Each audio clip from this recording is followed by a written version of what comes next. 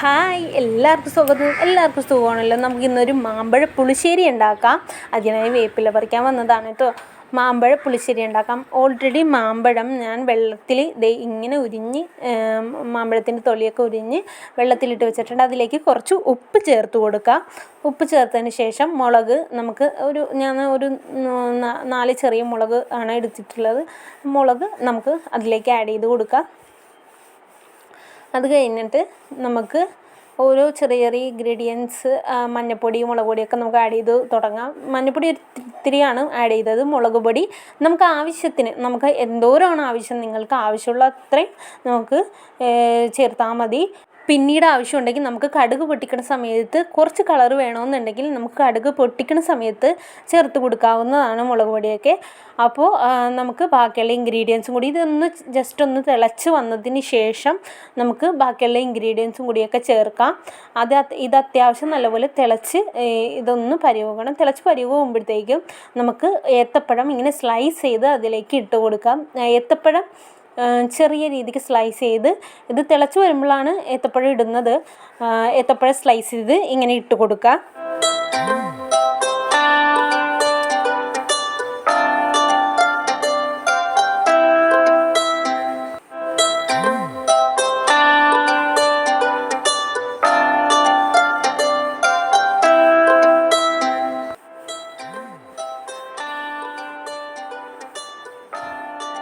അപ്പോൾ ഏത്തപ്പഴം സ്ലൈസ് ചെയ്തൊക്കെ ഇട്ട് കഴിഞ്ഞ് ഇതെല്ലാം വെള്ളം പറ്റി ഈ ഒരു പരിവായിട്ടുണ്ട്. അത് കഴിഞ്ഞ് നമുക്ക് അരപ്പ് ചേർത്ത് കൊടുക്കാം. തേങ്ങാപ്പീര, ജീരകം, പിന്നെ ഇത്തിരി ചെറിയ ടീസ്പൂൺ മഞ്ഞൾപ്പൊടി, തേങ്ങാപ്പീര, ജീരകം, ചെറിയ ടീസ്പൂൺ മഞ്ഞൾപ്പൊടി, വെള്ളം ചേർത്ത് അരച്ച അരപ്പാണ്.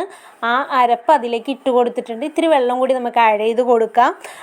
വെള്ളം ആഡ് ചെയ്തതിന് ശേഷം ഇത് നമുക്ക് തിളച്ച് വന്നതിന് ശേഷം ഓരോ ബാക്കിയുള്ള ഇൻഗ്രീഡിയൻറ്റും കൂടി നമുക്ക് ആഡ് ചെയ്ത് കൊടുക്കാം. ഇത് അത്യാവശ്യം തിളച്ച് വരട്ടെ. തിളച്ച് വന്നതിന് ശേഷം നമുക്ക് ശർക്കര പാനി ഒഴിച്ച് കൊടുക്കുക. ശർക്കര പാനി നമുക്ക് ഇത്തിരി മധുരത്തിന് ശർക്കര പാനി ഒഴിച്ച് കൊടുത്തിട്ടുണ്ട്. ശർക്കര പാനി അത്യാവശ്യം നല്ലപോലെ ഇളക്കി അതിലേക്ക് കൂട്ടുക. അത് കഴിഞ്ഞ് നമുക്ക് തൈര് ഒഴിച്ച് കൊടുക്കാം. തൈര് നിങ്ങളുടെ ആവശ്യത്തിനെന്ന് വെച്ചാൽ നമുക്ക് നോക്കിയിട്ട് തൈര് ആവശ്യത്തിന് ഇതേപോലെ ഒഴിച്ച് കൊടുക്കാം. തൈരിട്ടതിന് ശേഷം നമുക്ക് ഇത് അത്യാവശ്യം ഒന്ന് അതിലേക്ക് മിക്സായി റെഡിയാവുന്നവരെ ഒന്ന് വെയിറ്റ് ചെയ്യുക.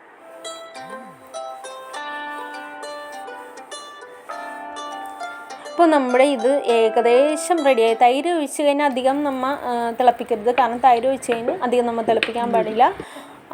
കാരണം നമ്മൾ ഇനി ബാക്കിയുള്ളത് കടുക് പൊട്ടിച്ച് നമുക്ക് കടുകും ഉലുവയും ഇട്ടിട്ടുണ്ട്. പിന്നെ ഉലുവ ഇട്ടതിന് ശേഷം ചെറിയ ഉള്ളി ഒരു 4 എണ്ണമൊക്കെ ഞാൻ എടുത്തിട്ടുള്ളൂ. 4-5 എടുക്കാം. അതിന് വേപ്പിലയും എടുത്തിട്ടുണ്ട്. പിന്നെ ഇടിച്ച മുളക് പൊടി, ഇടിച്ച മുളക് വേണമെങ്കിൽ ചേർക്കാം, അല്ലെങ്കിൽ മുളക് പൊടി നമുക്ക് ചേർക്കാം. ഈ സമയത്ത് ഉണക്കമുളക് ചേർത്തിട്ടുണ്ട്. ഉണക്കമുളക് ചേർത്തതിന് ശേഷം ഞാനപ്പോൾ മുളക് പൊടി തന്നെയാണ് ചേർക്കുന്നത്. ഇടിച്ച മുളക് ഉണ്ടെങ്കിൽ അങ്ങനെ ചേർക്കാം. ഇടിച്ച മുളക് ചേർക്കാറുണ്ട്. അപ്പോൾ അതിലേക്ക് നമുക്ക് കുറച്ച് മുളക് പൊടി ചേർത്ത് കൊടുക്കാം. ഇത്തിരി മുളക് പൊടി ഒരു കളറിന് ചേർത്ത് കൊടുത്തിട്ടുണ്ട്. ഇത് എരിവില്ലാത്ത മുളക് പൊടിയാണ് ഞാനിപ്പോൾ ചേർത്തത്. ഒരു കളറിന് വേണ്ടിയാണ് അതിലേക്ക് ആഡ് ചെയ്ത് കൊടുക്കാൻ. നല്ല ഭംഗിയുണ്ട് കാണാൻ, നല്ല രസമുണ്ട് കാണാൻ. കാണുമ്പോൾ തന്നെ കൊതി വരുന്നു. നല്ല ഭംഗിയുണ്ട് കാണാൻ. ടേസ്റ്റും അത് അങ്ങനെ തന്നെയാണ്. എല്ലാവരും ഒന്ന് ട്രൈ ചെയ്ത് ഉണ്ടാക്കി നോക്കി അഭിപ്രായം പറയുക. Thank you. വീഡിയോ ഇഷ്ടപ്പെട്ടെങ്കിൽ ലൈക്ക് ചെയ്യുക.